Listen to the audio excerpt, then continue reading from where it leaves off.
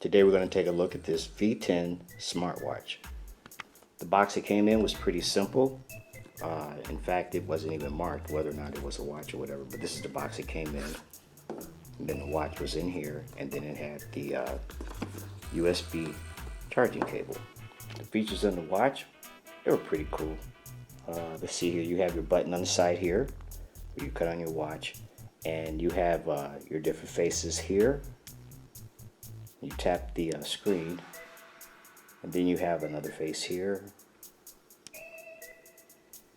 and I think this is your final one, but this is the one I like right here. But then if you swipe it to your left, you know, you get your like indicator of like how your battery power is and the date and the time. You gotta be very careful too when you swipe this thing. Then you have your heart rate monitor, and that's pretty cool. I think your normal heart rate, I'm not a doctor, but I think it's like 60 to 100. So what happens is you would click that, and then you would start, and then it would like, I would think, read your pulse. Because here, check this out. When you click the heart rate monitor, let's take this off. There's this light on the other side that flashes like that, and then I guess that reads your pulse and everything, and then you'll finally get a reading. As you can see, I don't have it on now, so mine's a 0. I'm not really here. But anyway, yeah, and then it'll stop on its own, and I guess it'll give you an average beat per minute, and that comes in handy like when you're around people that, you know, kind of annoy you or whatnot. So that's your heart rate monitor.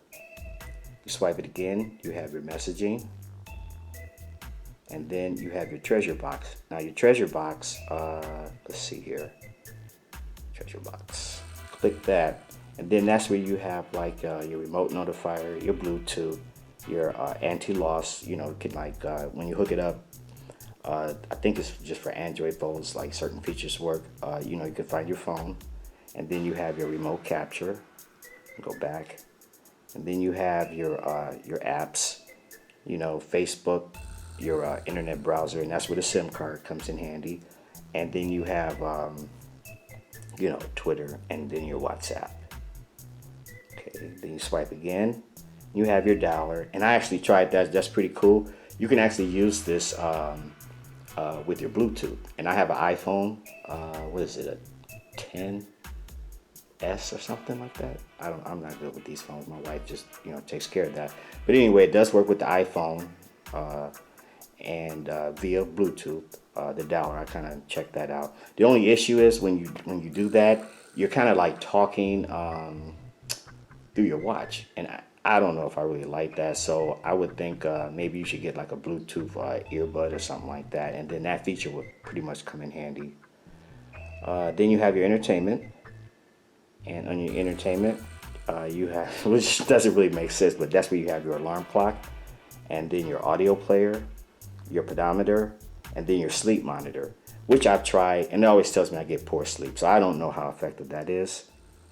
And then you have, you know, your settings, and then, you know, this is where you like set up, like either you want to set up your phone or your security settings, you know, notification settings, you know, things like that.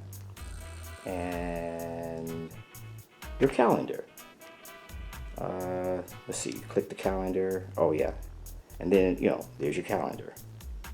I'm not really good with this part. Okay, so I guess you would swipe right to like go back, and then you would swipe left to go to the following menu. And then you have your camera, and your camera's a little dot that's you know, in the face. Barely can see it, but it's, you know, it's pretty cool. And then you have your phone book, and I think you have to sync this with your phone. And then finally you have your calculator.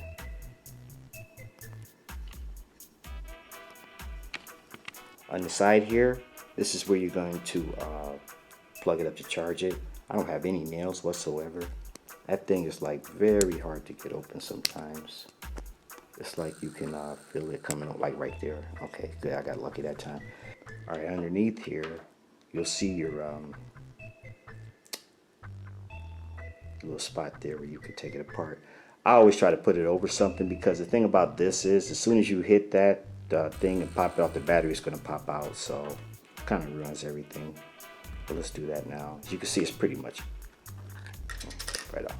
Take it over the table. You can see the battery, it already started popping off, but I have it over the table. So now your cards will be located under here. Take your battery out, which by the way is a 300 milliamp. And the battery life on this, in my opinion, just like all of these smartwatches, are crap. Especially if you start listening to music. If you listen to music, you may get an hour and a half or so before you have to charge the phone up again. But anyway, here you have your slot for your SIM card and your TF card. And we might as well take this out. I've already, even if you turn the phone off, just so you know, once you open the back of this thing, you're gonna have to reset the clock. That's it. For some reason, it keeps all your other settings, but the clock, you gotta reset. So here's your card, your TF card, and we can go ahead and take a look at what I'm using here. Okay, yeah, so I'm using a 32 gigabyte card. And then again, we'll get a closer look. Just so you know, TF card, SIM card, and that was really good. I thought that was a really good feature. So there you have it. Thanks for coming out for a quick look on the V10 SmartWatch.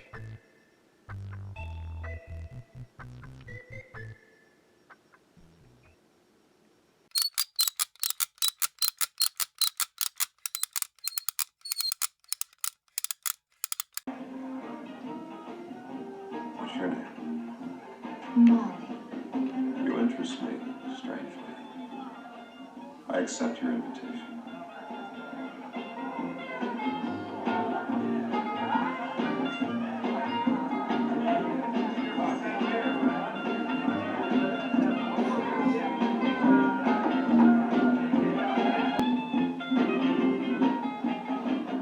You shake a pretty mean cake, Batman. It's nothing.